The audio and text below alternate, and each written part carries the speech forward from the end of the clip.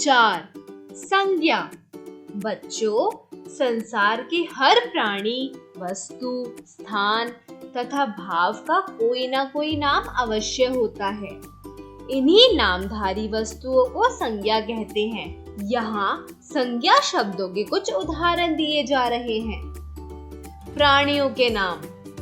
रश्मि गीत गा रही है। लड़का मैच देख रहा है।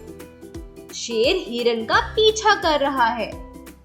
स्थानों के नाम। लाल किला दिल्ली में स्थित है। नैनीताल में बर्फ गिर रही है। आगरा का ताजमहल बहुत सुंदर है। वस्तुओं के नाम।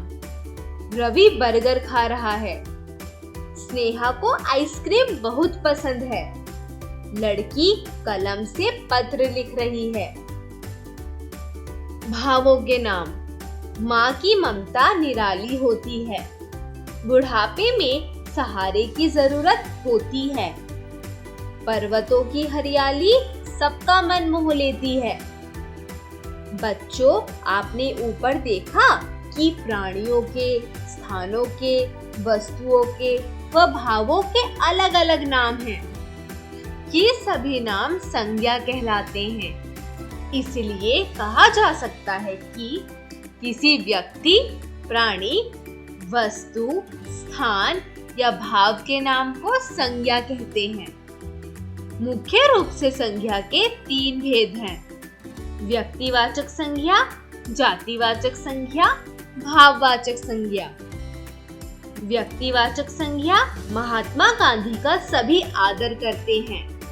कपिल देव के बाद धोनी की कप्तानी में भारत ने विश्व कप जीता। गंगा हिमालय से निकलती है। ऊपर दिए गए वाक्यों में महात्मा गांधी, कपिल देव, धोनी विशेष व्यक्तियों के, भारत एक विशेष स्थान का तथा गंगा विशेष नदी और हिमालय विशेष पर्वत के नाम हैं। ये सभी नाम व्यक्तिवाचक संज्ञाएं हैं। अतः जिन शब्दों से किसी विशेष व्यक्ति, स्थान या वस्तु के नाम का पता चले, वे व्यक्तिवाचक संज्ञा कहलाते हैं। जातिवाचक संज्ञा। कुत्ता भौंक रहा है। अध्यापिका पढ़ा रही है। चिड़िया उड़ रही है। इन वाक्यों में कुत्ता, अध्यापिका व चिड़िया किसी विशिष्ट व्यक्ति या वस्तु की ओर संकेत ना कर एक जाति की ओर संकेत कर रहे हैं। अतः ये सभी जातिवाचक संज्ञाएं हैं। इस प्रकार कहा जा सकता है कि ऐसे शब्द जो किसी वस्तु, प्राणी या स्थान की संपूर्ण जाति का बोध कराते हैं, जातिवाचक संज्ञा कहलाते हैं। भाववाचक संज्ञा।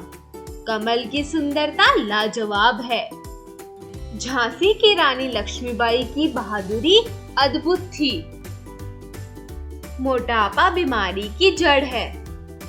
ऊपर के वाक्यों में सुंदरता, बहादुरी तथा मोटापा ना तो व्यक्तियों के नाम है, न प्राणियों के और ना ही वस्तुओं के। इन शब्दों से एक विशिष्ट भाव का पता चलता है। भावों के नाम होने की वजह से ये भाववाचक संज्ञाएं हैं। अतः कहा जा सकता है कि वे संज्ञा शब्द जिनसे प्राणी या वस्तु के गुण, दोष, अवस्था, दशा आदि का ज्ञान होता है, भाववाचक संज्ञा कहलाते हैं। कुछ विद्वान उपर्युक्त भेदों के अतिरिक्त संज्ञा के 2 भेद और भी मानते हैं। पहला द्रव्यवाचक संज्ञा, दूसरा समूह या समुदायवाचक संज्ञा। पहला द्रव्यवाचक संज्ञा। जिन संज्ञा शब्द से किसी धातु या द्रव्य पदार्थ का बोध हो उसे द्रव्यवाचक संज्ञा कहते हैं। जैसे लोहा, सोना, चांदी, घी, तेल, पानी, आटा, चावल आदि। 1 बोतल तेल देना, 10 किलो आटा चाहिए। दूसरा समूह या समुदायवाचक संज्ञा। जिन संज्ञा शब्द से किसी समूह या समुदाय का बोध हो उसे समुदायवाचक संज्ञा कहते हैं, जैसे सेना, टोली, कक्षा, परिवार, मंच, सभा, झुंड, दल आदि। भारतीय सेना कारगिल की ओर बढ़ी। यह देखो हाथियों का झुंड। भाववाचक संज्ञा की रचना। भाववाचक संज्ञा शब्दों के अंत में कुछ शब्दांश जैसे ता, तव, पन, ई, आपा आदि जोड़कर बनाई जाती है। जैसे शब्दों में ता जोड़कर पशु, पशुता, मित्र, मित्रता, वीर, वीरता, शत्रु, शत्रुता, मधुर, मधुरता, कायर, कायरता। शब्दों में तव जोड़कर देव, देवत्व, प्रभु, प्रभुत्व, स्त्री, स्त्रीत्व, कवि, कवित्व, पशु, पशुत्व, हिंदू, हिंदुत्व। शब्दों में पन जोड़कर अपना, अपनापन, लड़का, लड़कपन, बच्चा, बचपन, पराया, परायापन। शब्दों में ई जोड़कर भला, भलाई, अच्छा, अच्छाई, ऊंचा, ऊंचाई, गहरा, गहराई। शब्दों में आपा जोड़कर मोटा, मोटापा, पूजा, पूजापा, बूढ़ा, बुढ़ापा, आप, आपा।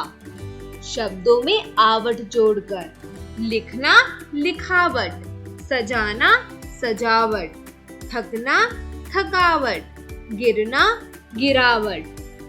अन्य, खेलना, खेल, प्यासा, प्यास, दौड़ना, दौड़, मारना, मार, जीतना, जीत, हारना, हार। हमने सीखा किसी व्यक्ति, प्राणी, वस्तु, स्थान या भाव के नाम को संज्ञा कहते हैं। संज्ञा के 3 भेद हैं। पहला व्यक्तिवाचक, दूसरा जातिवाचक, तीसरा भाववाचक। जिन शब्दों से किसी विशेष व्यक्ति, स्थान या वस्तु के नाम का पता चले वे व्यक्तिवाचक संज्ञा कहलाते हैं। ऐसे शब्द जो किसी सामान्य वस्तु, प्राणी या स्थान की संपूर्ण जाति का बोध कराते हैं जातिवाचक संज्ञा शब्द कहलाते हैं। वे संज्ञा शब्द जिनसे प्राणी या वस्तु के गुण, दोष, अवस्था, दशा आदि का ज्ञान होता है भाववाचक संज्ञा कहलाते हैं। भाववाचक संज्ञा शब्दों के अंत में शब्दांश जोड़कर बनाई जाती है।